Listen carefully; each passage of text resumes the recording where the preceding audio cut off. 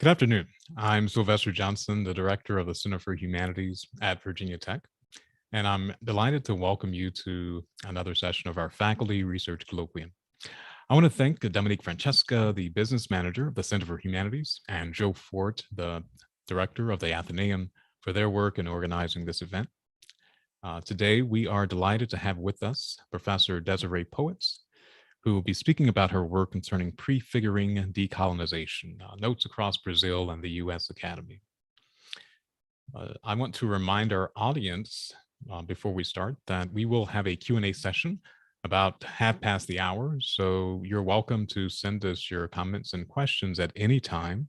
You can do so by clicking that Zoom link, that Q&A link rather, at the bottom of your Zoom window. And we'd be happy to respond to those questions during our Q&A, again, about half past the hour, but you can send us those before then. You don't have to wait to half past the hour to send us your questions. Well, Dr. Desirée Poets is an assistant professor of post-colonial theory at Virginia Tech's Department of Political Science, and she's also a core faculty member in the Alliance for Social, Political, Ethical, and Cultural Thought PhD program, that's also known as ASPECT. Through ethnographically informed, critical, and collaborative methods, Dr. Poets has been working with urban, indigenous, favela, and maroon communities and movements in Brazil's southeast region for many years, since 2013.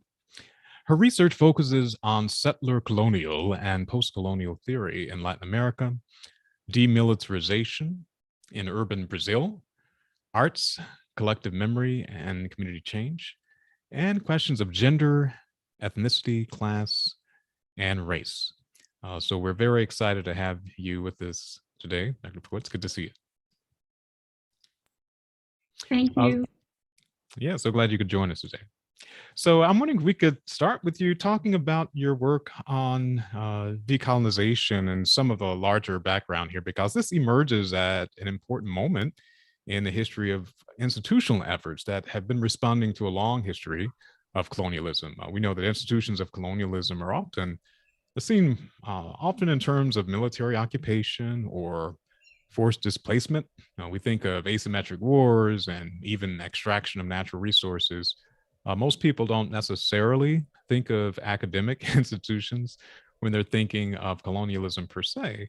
So I'm wondering if you might start by explaining for our audience why that relationship has been so important, the one between colonialism and academic institutions, and what your research and those of others who are working in your area are doing, and why that's important to address the relationship between these two.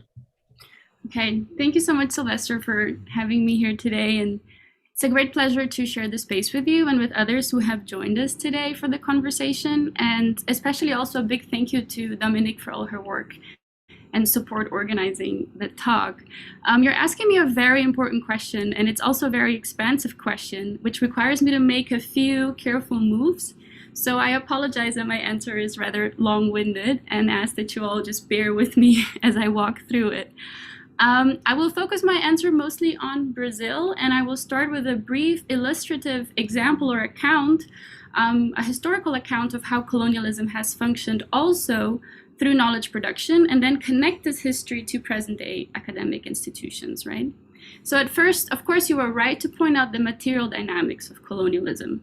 When the Portuguese arrived in what is today Brazil, they came in search for the riches of the East, hoping to find especially precious metals. In the absence of these immediate finds, they began to commercially and later agriculturally develop and exploit the new colony.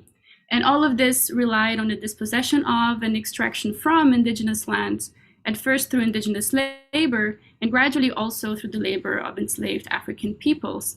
And it was based on military conquest, a conquest that, as the ongoing political existence of indigenous and Black people shows, has remained unfinished. Now, this is one side of the coin.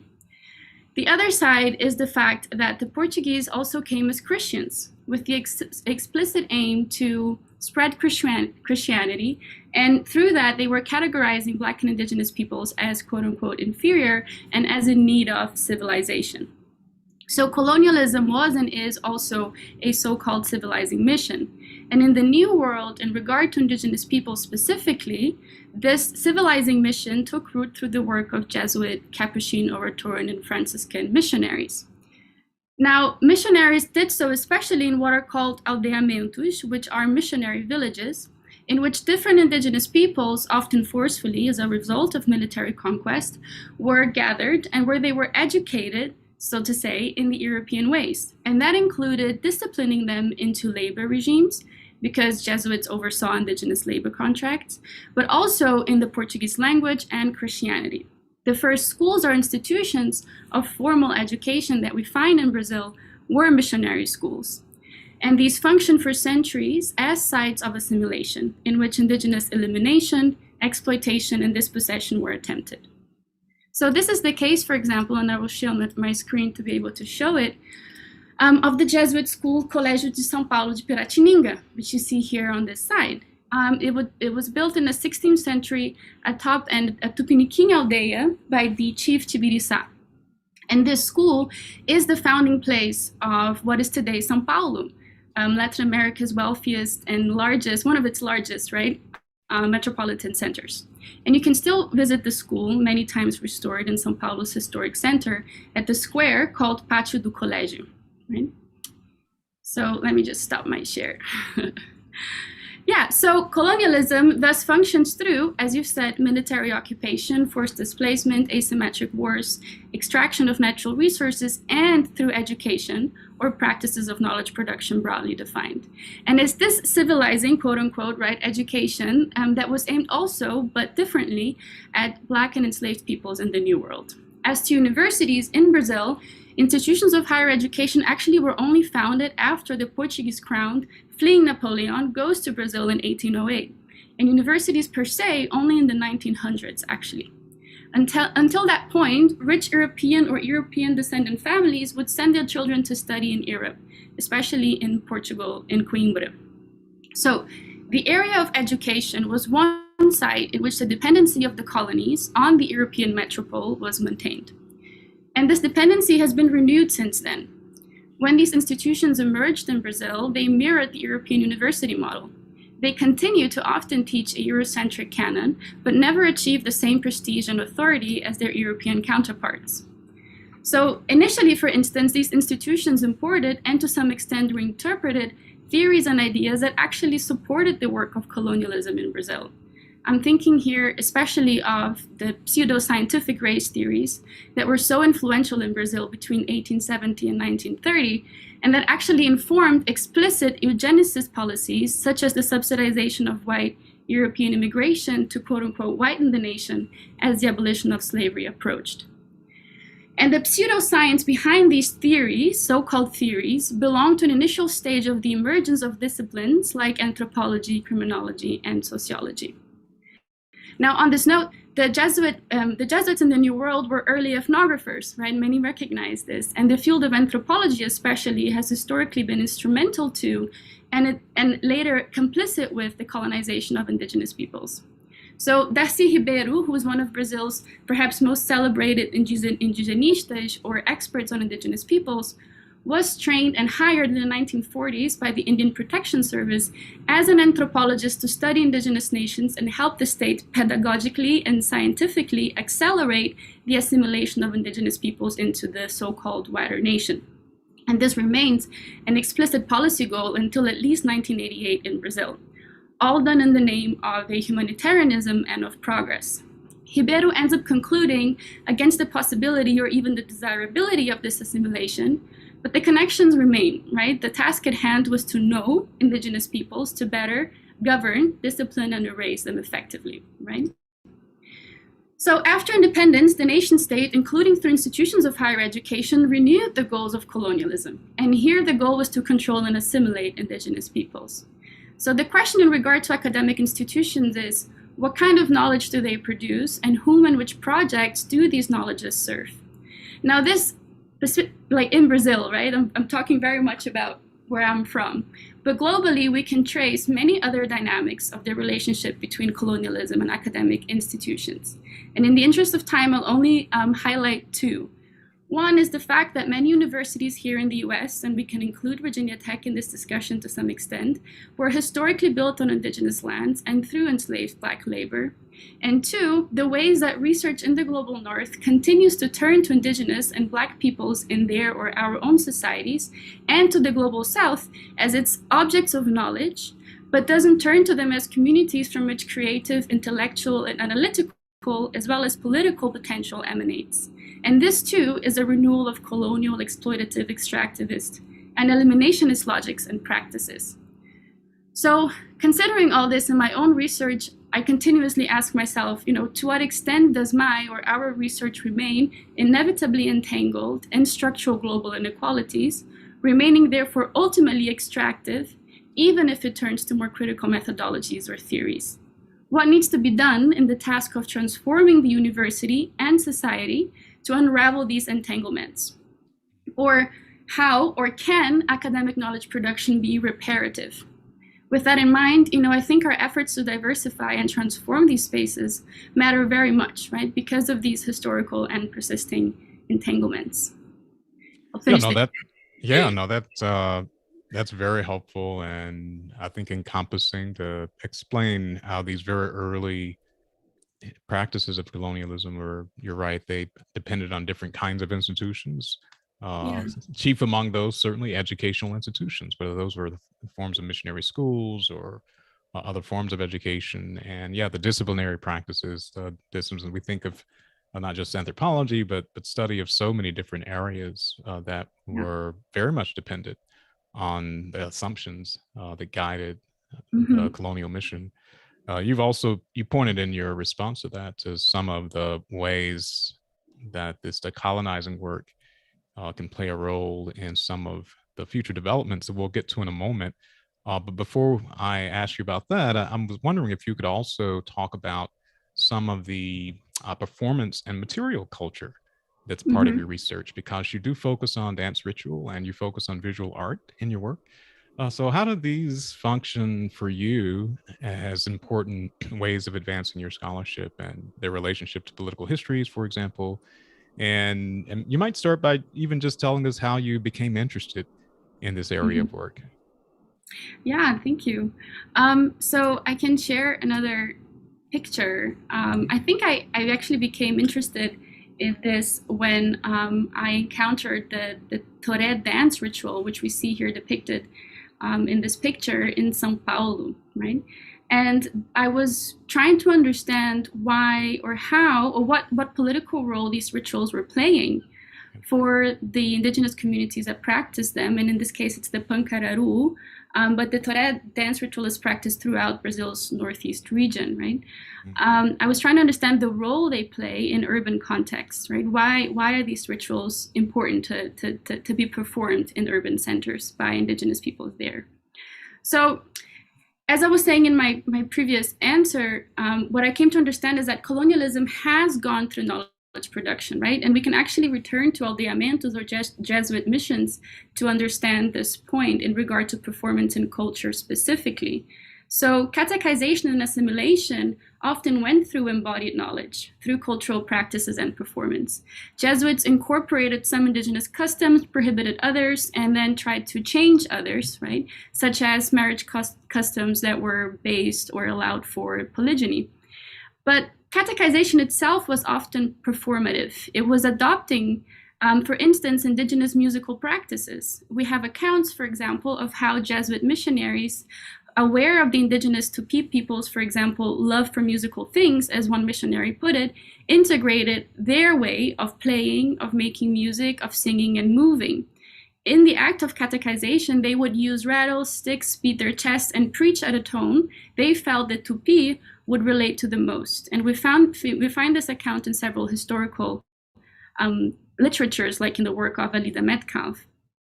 So we can also highlight in this context, though, that under the banner of the civilizing mission, the forced diaspora and conversion of enslaved African people to Christianity attempted to erase African religions, cultural practices, and knowledge traditions in the New World.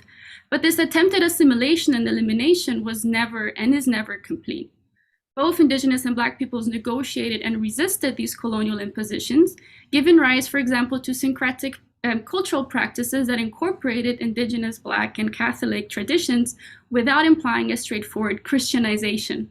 They implied actually the survival of Black and indigenous knowledges. And the Toré is an example of this because it is such a syncretic practice that combines Black references with indigenous references with Catholic references in this ritual. Okay, but just to state kind of overall that if colonialism functions also, not exclusively, but also at the level of culture, then so do resistances to it, right? And this resistance I find is most effective when it articulates both the symbolic and the material, or the two sides of the coin of colonialism. And the Toré is a really good example of how this can be done. I'll leave the picture up so people can continue to see it as I speak. So the Toré was renewed in the 20th century throughout Brazil's northeast region by indigenous peoples who in the 19th century had actually been declared all officially extinct, quote unquote, by the state in this process of indigenous dispossession and the expansion of the settler colonial frontier. And during that time in the 20th century, indigenous peoples in the region were facing escalating violent land invasions. And to protect their lands, they actually asked for federal recognition and for land demarcation as indigenous peoples. So in doing that, what they had to do was to rebuild indigenous nations that had been torn apart by the effects of colonialism. And that included, for example, the presence of non-indigenous settlers on their lands. And the Toré became really important in this task. Because this dance moved those who identified as indigenous in an embodied spiritual practice that recovered and passed on indigenous ways of knowing and created an effective bond among members of this new emerging community. Bonds that connected not just the members of the community, but also the community to its territory, by articulating narratives about the nature, by asking people to connect in an embodied way with nature, and so on. And the performance of this ritual to state officials, quote unquote, proved, so to say, right, their authenticity, not that it has to be proven, but in the eyes of the state, proved this authenticity. And they were therefore able to access collective land rights. In other words, through a dance performance, the Toré, indigenous peoples of the Northeast interrupted indigenous dispossession and elimination, forming new indigenous political communities and reasserting indigenous self-determination. And when I was seeing it happen in São Paulo and in other contexts, because it is danced whenever a political event, for example, occurs, what the Toré has helped me understand is how decolonization is unsettling both at the level of knowledge, here an embodied knowledge, and at the level of the material, demanding among others, but perhaps most fundamentally, the return of indigenous lands. And the Toré is hereby prefiguring or foreshadowing some of the goals of decolonization. But I also think that my interest in this actually became solidified when I first visited the Complexo da Maré Community Museum, the Museu da Maré, in 2018. And you can see Complexo da Maré in the city of Rio here in the northern zone. So in the mainstream media and common sense, Maré, a complex of 16 favelas in Rio's north zone, and favelas are informal working class neighborhoods, is often reduced to gang violence and a problem of security. It's often a site of militarized and state intervention and police abuses.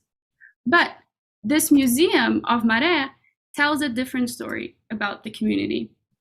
It has a very careful, effective design, effective curation that allows visitors to touch and play with the objects through its vibrant colors that we see here as well, and its open design, which we can't see too much in these pictures, and its refusal to center violence in public security. The museum tells a story not of violence and death, but a story of life. And one that is still marked, as one of the sections of the museum recognizes, by fear, the fear, for example, of stray bullets doing police operations, but one not overdetermined by this fear, by violence or by death. So to me, this museum unsettled so many of the narratives I had inherited about my own home city, and it moved me beyond what we can call the limits of critique. Because when we critique, we also engage in the constant repetition that a social problem exists in ways that do not necessarily transcend and in fact often reinstate that social problem. And the arts can move us beyond this stickiness of critique. It can open our imagination. And I was so moved by the museum that I have recently been and increasingly been working with community-produced arts and memory since. The exhibition that some of my collaborators and I brought to Virginia Tech this past semester, and this includes Max Stevenson, Andresa Jorge, Henrique Gomes, and Nicholas Barnes, is actually a continuity of this work.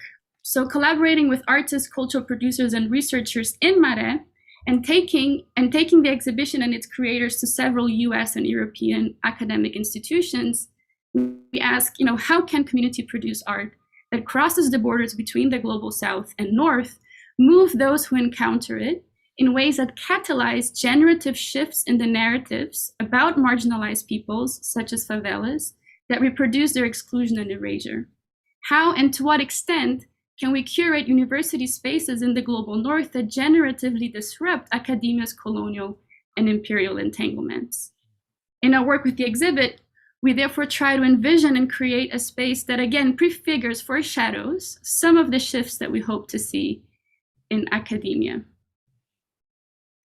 And I'll leave it at, I'll stop here now, sorry. Yeah, no, that's great. Now, you've described your research, Desirée, as based on collaborative methods located across arts, and this includes social movements, NGOs, as well as academia. Can you tell us how your work has contributed to this effort to expand the spaces of contestation or the transformative potential of universities? Yeah, thank you. Yeah, so what is, maybe on a basic level, what is a collaborative research method, right? On a basic kind of approach or definition, it's about doing research with and not about people or communities, right? But even as we are doing research with, in this context that I just laid out, or these structures I just laid out, I and the work are still located within asymmetric global power relations, right? So the work is never innocent or inherently benign, right? Or one single research project or researcher or group of collaborators cannot collaborate their way out of these structural relations of power.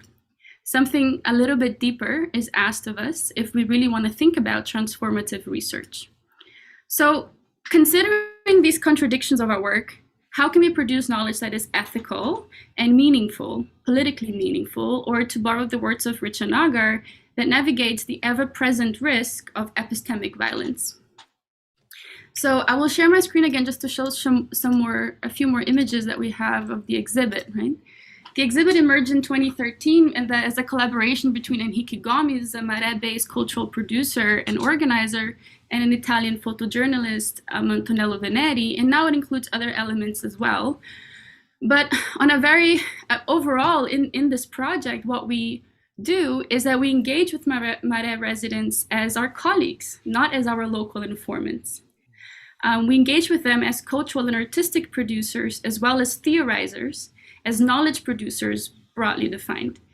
And we aim to create opportunities for travel and dissemination of their work. We disrupt in that way the usual assumption or the format that it is the global North scholar who go to the South to quote unquote collect data and to do research, and then returns to the North to analyze and disseminate this data. In this collective, we start also from the premise or the recognition that art is pedagogical because it generates narratives and ideas that educate those who engage with it, that art is political because it is embedded within and articulates questions of power, and that art is research because it is based on methodologies that give rise to stories, narratives, to knowledge about its subject matter. So in this way, what we try to do is to challenge some of the divisions between research teaching the arts and the idea that our collaborators in Maré are local informants, or that their artistic production is not analytical, or that it's not proper research or knowledge. We hereby challenge the hierarchies commonly associated with doers and practitioners versus thinkers, right? Looking everyone who is a collaborator in this project as a doer, a thinker, a learner, and a teacher. So for the teacher, for the future, for example, we've been redesigning and expanding the exhibit to contain an explicit pedagogical mission, as well as to produce new artistic elements that can align the exhibit's collection, even more deeply with the political intentions and missions that we set for ourselves. And we see this as an extension and not just an addition to our real research, right? Because sometimes that happens too. You collaborate with artists, and then the artists are seen as those who do the art, and the researchers then engage with the art, but then do their actual research in other, write a paper, and that then counts as your research and not the art that you co-produced itself. So, here we know that the project is research because it is telling us stories about people in Maré. Here we have family portraits that Henrique and Antonello took together of family in Maré residents with whom Henrique has long-standing relationships. They developed a careful methodology to do this. And the idea behind it is to ask and allow residents to have a concrete kind of concrete product or output, if we want to use those words, that say to the world, this is how we would like to be represented. If you were to take pictures and tell stories about us, this is how we would like the pictures to look. So they have total control over how the pictures look and how they're organized and so on. So here, we have knowledge, we have pedagogy, and we have a political intervention. But when we're doing this, we're always facing limitations and contradictions, right? For example, this work doesn't follow the temporality or the egocentric logics of academia. And more specifically, in my case, it doesn't really follow my tenure clock. It actually moves more slowly, and it moves in deep collaboration. But at every stage, all of us are pushed to carve out, right, to express what is our collaboration, our contribution in this process. All the time we're asked to say, okay, how does this benefit your individual research? How does the university, benefit from this particular activity? So even the way that funding calls are structured, you have to lay out the way that the project is going to benefit the individual researcher.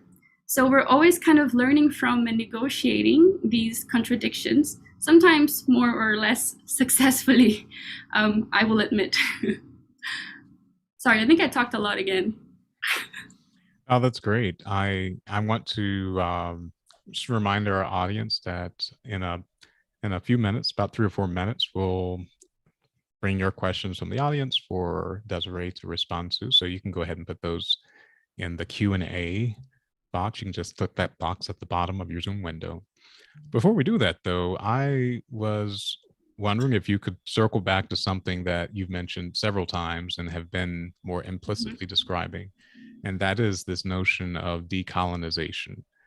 So it's actually central to the title of this conversation, Prefiguring Decolonization. And there is actually some considerable disagreement among scholars about what that means, particularly in academic work. Yeah. So can you tell us why there is disagreement about this? And if you were gonna give a definition of what decolonization means, or what decolonizing work means to someone who might be new to it and trying to understand its implications for academic work, what would you say to them? Yeah, again, a super important, but I could go on forever. I'll try not to. Stop me if you need to, Sylvester, please. Historically, decolonization refers most directly to the process of independence, the process through which colonies became independent from European metropoles. Usually we're thinking about Africa and Asia in the 20th century, but we can also think, of course, earlier in the 18th and 19th centuries of these processes in the Americas. But the result of independence, or the result of the process of independence has actually not implied a radical transformation, neither within the now independent societies, nor of the asymmetries between former metropole and colony. We can turn to Brazil again as a way of illustrating this, right? What did independence in 1822 imply in Brazil? For indigenous peoples, not much, if anything at all. And in fact, it accelerated the dynamics and the practices and the logics of settler colonialism. They remain under the control of the descendants of Europeans or of Europeans, mostly Portuguese settlers who never left. after independence. And today, despite the victories of the democratic 1988 Constitution, the federal agency responsible for indigenous land demarcation, for example, the National Indian Foundation, or FUNAI, continues to be run by non-indigenous persons and relies on the expert authority of anthropologists to confirm the validity of indigenous land claims through anthropological and technical reports. So here we actually see once again the entanglements between the academy and domination once again, even if or when anthropologists put their role to use in defense of indigenous land rights. And increasingly so under Jair Bolsonaro's right-wing government, indigenous lands continue to be violently invaded, dispossessed, and destroyed in Brazil. And for Black Brazilians and Africans in Brazil, there was little change as well. Slavery remained in place for actually more than half a decade after independence, until 1888. And laws passed in the context of abolition, such as the Land Law of 1850, actually ensured that Black people were excluded from access to land. And they were also to be excluded from the labor market by the immigration of white European workers. So today, socioeconomic indicators actually reveal a society that continues to exclude Black and indigenous peoples. And would we have time for me to show a few statistics on this, or should I move on to them? Yeah, sure, of course. Yeah, no, I'm just mindful of not running too much over time. So just to cite 3 statistics, and we have these here on this slide, right? In 2018, white Brazilians' salaries were 73.9% higher than those of Black Brazilians.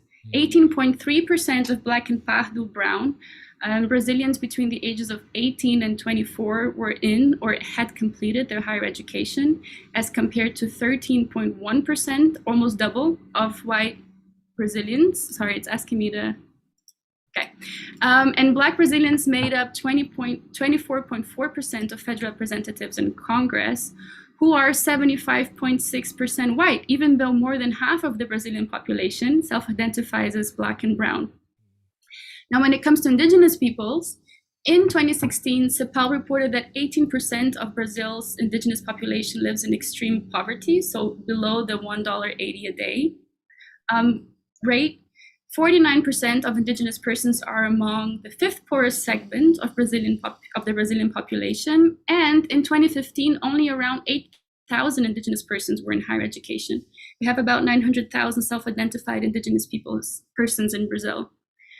And finally, in terms of political representation, Brazil has only had 2 federal indigenous representatives in its entire history. Mário Juruna in the 1980s and Joênia Wapichana, whom we see here in this picture, who's been in Congress since 2018. So, it's very much still a society that reflects the same colonial dynamics that we saw at the time of independence. And internationally, Brazil's independence from Portugal was also a transition to subordination, at first to English foreign interests and capital, and later that would give way to other European and to US hegemony. And this has been called a modern kind of version of imperialism. And in the present context, Brazil continues to experience uneven development. Industrialization, for example, has concentrated especially in the southeast region where Rio is located. And in continuity with its role in the world economy before independence, its foreign trade consists primarily of commodities like soy, oil, and iron ore. So the question that decolonization poses, and I think it's rather a question rather than a definition, if formal independence failed to break these internal and external structures and dynamics, if colonialism and imperialism are not a thing of the past, what needs to change so that these colonial continuities are unsettled, right? So that anti-Black and anti-Indigenous marginalization and inequalities, as well as uneven development and underdevelopment, and we can see development here rather as human development rather than economic growth per se, so that these dynamics can be addressed in Brazil. Right? That's the question of decolonization. And it's a question that Brazil shares with many other nations in the global South, with some specificities. So I guess I started answering the final part of your question first about how we could broadly understand the task or the meaning of decolonizing work in the 21st century. And what I offer here is only one answer to this very important question. Now, As part of persisting colonial imperial structures, universities have remained often majority white spaces, as we saw in some of these statistics, and they marginalize not just indigenous Black and Brown people, but also non-Western knowledges. And movements such as Rhodes Must Fall in South Africa, Why is My Curriculum White, and Rhodes Must Fall Oxford in the UK have emerged broadly in protest to and as attempts to address this lack of diversity in faculty, curricula, and sometimes also student body, with implications for recruitment, for institutional practices, for outreach, for methods of teaching, and for curriculum content. And since then, the call to decolonize university has proliferated, and it's been taken up by other institutional spaces like museums. There's some debate in the literature about what decolonization means, also because of the ongoing and increasing influence of the Latin American modernity, coloniality, decoloniality research group, who tracing the structural, racialized, and gendered continuities of colonialism after formal independence. And this, I think, is a limitation they have if we're thinking about settler colonialism in Latin America, where there has been no end of formal colonialism. This group has developed decoloniality, not decolonization, as one way of challenging and delinking from Eurocentric knowledge systems that claim to be universal, but that are actually continuously extracting from and then erasing Black, Brown, and Indigenous peoples and their knowledge production. Right? Mm-hmm. And decoloniality has become very prominent in a number of subfields and disciplines who have then, through it, turned to the task of decolonizing their respective approaches. Now, this runs the risk of reducing decolonization primarily or exclusively to universities and to knowledge production. But as many have by now said, and I think we would share this view, is that we cannot decolonize knowledge institutions and academic disciplines in societies that remain colonial and imperial. Right? Yves Tuck and Kei-Wen Yang put it in a very influential but also a very flawed paper in I think a helpful way, when they say that this runs the risk of turning decolonization into a metaphor, emptying of its radical meaning, and radical here in the sense of getting to the root of the problem of Eurocentric knowledge production institutions. And the root of this problem is a world shaped by settler and Western economic, political, and ideological domination. So the two sides of the coin, right? So for them, decolonization demands primarily the return of indigenous lands. And going beyond Tuck and Yang and drawing from anti-colonial movements of the 20th century, we can include here also struggles against exploitative labor practices, against racism, against heteropatriarchy, and in defense not just of indigenous, but also Black and third world sovereignty and self-determination. And these demands, as they correctly say, are inevitably unsettling and reparative. So they're also material. So decolonization, I think for me, exceeds but includes the classroom and research.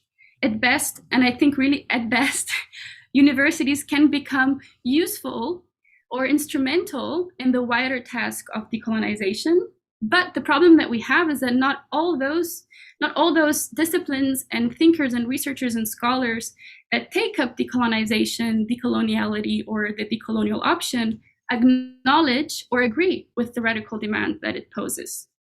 But just to finish this thought, if we hold on to universities' contradictory role as both colonial institutions, but also as spaces of contestation, then what's at stake in the conversation around decolonization is how can our efforts to transform the university remain committed to transforming society? Or, put differently, to addressing what I've been describing here as the two sides of colonialism, the symbolic and the material. Well, we have a few questions from our audience, and two of them are very closely related to what you were just saying. I want to get to those. One of them is asking you to comment on one example that you may or may not see as being a form of colonialism, and it's they're asking about Mormon missionary trips to Latin America, asking, do you see this as being an example of modern day colonialism? There are numerous religious groups that travel to the global South, and they do that specifically for the purpose of religious conversion. But this is one of them. But can you comment on this? I would have to admit that I have not engaged deeply with Mormon missions as a practice and an institution. I think I can say overall that the church plays contradictory roles. Maybe that's the word I've been using the most today. But on the one hand, if we think, for example, in the case of Brazil, right, in the current government, one that is aligned with evangelical fundamentalism, and we can include perhaps any type of fundamentalism in this discussion, then we know that they are often anti, for example, recognition and the anti-recognition and the defense of minority rights, right, such as LGBT, Black and Indigenous, often in working class as well. But at the micro political level, and this is something that our thinkers and collaborators in Maré often stress, in poor communities such as favelas and indigenous communities, the church also plays the role of kind of doing the type of assistance and support that the state fails to do at the moment. So they do create spaces for community organizing, for food support and other types of kind of material help, right, assistance that people need. Assistance that should be delivered by the state in secular ways, we can argue, but that the church still does for communities. And they also become sites often where people can access things like dance classes or, you know, art classes that are not available to them because of the ways that public school education is underfunded. So it plays these contradictory roles. I think that it can often be anti-Indigenous, the way that catechization works, but we can't kind of say overall, like we have to engage more, I think, we have to engage ethnographically, I would say, with some of the examples and cases to understand the dynamics there more deeply. Thank you for that question. Sure. And then there are other questions that, a couple more that ask about the relationship between some of the things that you were talking about, colonialism. So one asks if there is a specific example of a moment of tension or contention with the Maré collaboration. For example, you talked about residents having total control over what was photographed or chosen for display. Was there ever any negotiation or moment of indecision if, for instance, the photographer was attached to a particular image that those who were being photographed decided was not appropriate to be shown? Yeah, thank you. Thank you, Bonnie, for this question. So there are some stories that we have the authority to tell, and then there are those stories whom we don't have the authority to tell. So I will reflect a bit on one of the images that we've been talking about a lot. There was one image that emerged in a very it was a moment that made sense. There's an image of a homeless child or a child in a homeless situation that for someone who goes and encounters the exhibit might actually just reproduce, right, these ideas of poverty, of homelessness, these stereotyping narratives about favela communities and of homelessness. But in the context that the picture was taken, which was the 2014 World Cup, and then later the 2016 Olympic Games, in which the celebrations of these sports mega events relied simultaneously also on the military occupation and violent suppression of communities like Maré. Maré was militarily occupied for over a year in the context of the World Cup. It made sense to show the cost, so to say, or the consequences of this of the celebration, right? But now we have been reflecting, does this image still make sense? What are we really doing when we're circulating this image? Does it maybe no longer actually work for the political mission that we have, right? And so, you know, the archive of the exhibit itself is alive, right? It's changing as the historical context that the exhibit circulates and changes too. So that is, I think, a moment of tension that we're trying to figure out. And sometimes it creates some concern of, okay, maybe was that a mistake, or did it really make sense at the time? And how do we move forward with this? Thank you. There's a quick question here. It's asking for recommendations to further engage with decolonization. So there are 2 or 3 works that you might recommend? Yeah, absolutely. I think Kwame Nkrumah's Conscientism or Neocolonialism are essential works, because even though sometimes if we are educated in a liberal higher education system like myself, we have the idea that, you know, Marxist writing is outdated and somehow irrelevant. But actually, all of the things I've been talking about today, these debates we're having around decolonization, are nothing new, and they're very much in these two works already. Then I would say absolutely turning to indigenous thinkers in the global north. For example, I can think of Cherokee scholar Jeff Corntassel, Dene scholar Glenn Coulthard, and Leanne Simpson, Anishinaabeg. Also, I think those are key kind of texts for us to understand that particular perspective. And anytime and every day, I think we need to turn to Frantz Fanon's Wretched of the Earth and Black Skin, White Masks as essential readings in decolonization. Thank you for that question. Yeah, thank you. So here's another question that's asking about the academic work and colonialism. And so the question is, another form of academic colonialism is the way in which we as scholars from the USA or Europe theorize Latin America, sometimes by ignoring the production of knowledge that comes from Latin America itself. In your experience, how would you say we might be able to cross this bridge and start a dialogue between scholars from Latin America and the USA? And there's also a congratulatory note here. Thanks for a wonderful dialogue. But how would you, do you agree with that statement? And do you have ideas about how academics might move beyond that model? It sounds like you've given some examples maybe already that you think might be a response to that, but can you comment on this? Yeah, I mean, this is precisely the challenge that we have. I mean, and thank you, Katarina, for the question. There's an issue of translation, first and foremost, right? Especially, I mean, we both from Spanish and Portuguese to English. So I think we need to invest seriously and value the work of translators, right, who are also very underpaid and invisibilized workers in all sorts of contexts, including in academic conferences. So we have that issue there. In the absence of the available texts being in English, I think we need to intentionally curate spaces in conferences in which we make translation available, but also in which we make resources available to allow Global South thinkers to travel. So often when we get funding for a project, and this is sometimes written into the conditions, we can't actually use that money to pay for the movement of Global South collaborators. We can only pay for our own research assistants, for example, coming from the Global North. I face this all the time. No, you can't pay for collaborators to come and join and do this work with you. That's not within our guidelines. But then, then we're only ever keeping the money in the North and reproducing our circulation, right?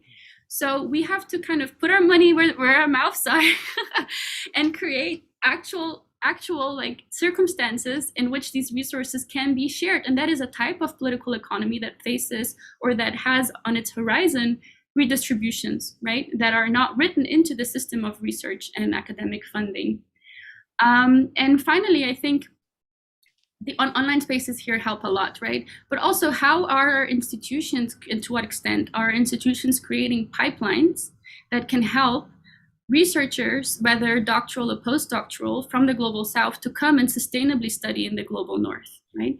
Does it make sense, for example, to have scholarship amounts that are exactly the same for someone who is a single person and someone who's coming from the Global South with a family, for example, right? How do we create pipelines institutionally that allow for more direct exchange? I think I will stop there. Yeah, that's great. Those are terrific suggestions. I was struck by particularly the point of translators, because you're right. That's essential for people living in one region of the world, or at least under one language system, to be able to read someone else's work. But translating is not a highly paid job, but it is essential to addressing this issue. And it's technical, it's very, very technical. We have this problem with the Mare from the Inside exhibit, where we keep wanting to outsource the translation.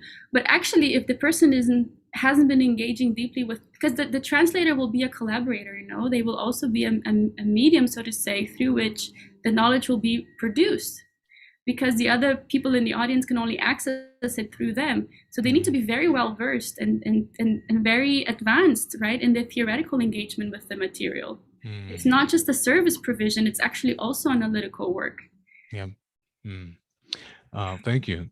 There's another question that asks if you can comment more on the relationship between the syncretism of the Tory dance and colonialism. So, do you see this, or how do you see this cultural expression in the context of decolonial practices?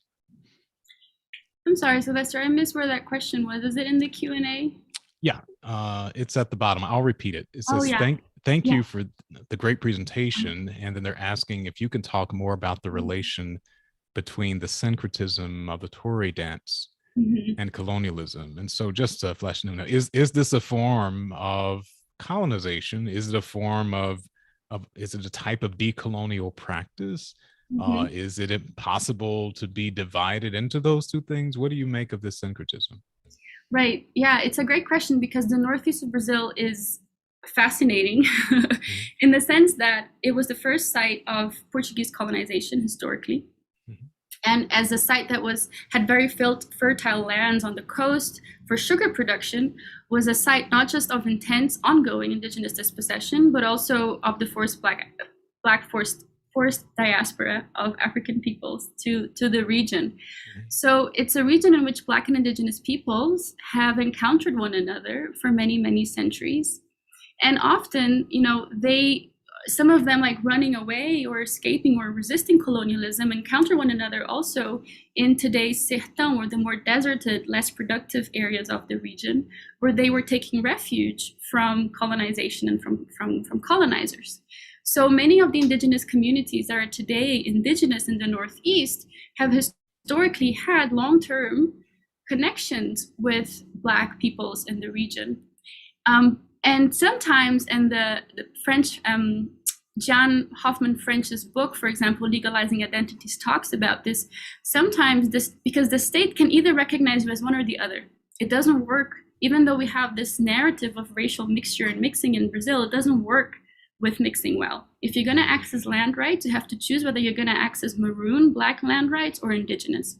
But sometimes a community that is deeply connected, even through kinship ties, chose, one side chose to become a maroon community and the other side chose to become an indigenous community. And that is because they are both. So it depended on the political actors in place and how they were, what they thought would be the most kind of effective choice, so to say, in terms of land demarcation. So the Torah includes references. The Torah is an attempt to then create a particularly indigenous practice that also includes, however, references from Black religions and traditions. And the Pancararu still practice some Black traditions there. For example, the terreiro, the space in which the Torah is danced, is also a candomblé terreiro. There's this, like, the references are similar there. And ideally, we would be able to hold on to both the Black and indigenous, but that the state imposes a choice. So I think that's how I would answer this question, in terms of we find this encounter between Black and indigenous peoples that is a result of settler colonialism, but that also continuously exceeds it. And the state keeps on trying again and again to impose a separation, right? A division between Black and indigenous peoples and encounters in the region, even though they have been, in many cases, like epistemologically, cosmologically, ontologically, very connected. Yeah, very good. So we have about 5 minutes left, and I wonder if you could quickly respond to a couple of questions. One asks if you employ any methods of acquiring knowledge yourself that derive from indigenous cultures. So you were talking about methods of seeking knowledge earlier. Is this something that you've incorporated into your own work? Well, I think overall, when we're thinking about what kinds of research will prefigure or foreshadow the goals of decolonization, for example, I am very much inspired by the work of people I've mentioned here today, like Jeff Corntassel, Glenn Coldhart, and Leanne Simpson, when they're talking about indigenous resurgence as an interpretation of decolonization that turns to land-based embodied practices that do this work of prefiguring decolonization. So when indigenous peoples engage in indigenous resurgence, for example, by revitalizing traditions and practices like the Torah that reconnect indigenous peoples to one another, that reaffirm indigenous identity, community, and territory, they are not saying this is decolonization, we've done it, now we're decolonized. They're saying, hey, here's a concrete example of space in which some of its goals are achieved. So in that sense, we are always inspired. Now we have to be careful, I think, especially as someone like myself who is a white Brazilian, when we engage with indigenous methodologies and knowledges in ways that aren't extractive, right? Because I am not indigenous. So we take inspiration, but I would never say, that I employ indigenous methodologies, right? Because I think that would be kind of an oxymoron in a way. But in this process of learning from and learning with, especially with our collaborators in Maré, it's always informing my work, absolutely. I hope that answers the question a little bit, at least. Mm-hmm. Great. And one more question before you go. And this is asking about the widespread devastation of rainforest in Brazil and the continuing deforestation within the context of climate crisis and suffering. Mm-hmm. So the question is, are groups defending the rainforest effective? Are they able to be effective against the historical background and structural power systems that impact Black, Brown, and Indigenous peoples? Thank you, Edward, for this also very expansive and wonderful question, and very important question. I myself have focused more on urban Indigenous peoples or Indigenous peoples in urban contexts because I think they have been, to some extent, the most made invisible, right? So I have not been actively collaborating with those who have been struggling in the context of the rainforest. So I will add that as a caveat to my answer.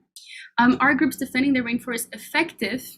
Well, I think to some extent, yes and no, right? So we know that the levels of deforestation under the Jair Bolsonaro regime have skyrocketed, that land invasions again into indigenous lands, and actually the murder and violence against indigenous organizers and the criminalization of indigenous organizers and the indigenous movements in Brazil have been very, very serious concerns. This has forced the indigenous movement in recent years to increasingly engage in a legal fight for their constitutional rights. So all the rights that they won in the 1987 Constituent Assembly, the recognition of their autonomy over their indigenous territories, of their specific social and cultural organization, and so on, have been at risk, and that has forced them to engage in a legal fight, right? So a number of bill projects, for example, that try to allow for mining and other types of extractive activities in indigenous territories have been proposed in Congress and are being seriously considered. And that includes, for example, the temporal mark thesis, the idea that indigenous lands can only be demarcated if they were already identified as such by the FUNAI, for example, in 1988, which is nuts, because it completely ignores the complexities through which, as I've described in the case of the Pancararu in the Northeast, indigenous peoples have been forcefully erased and displaced, right?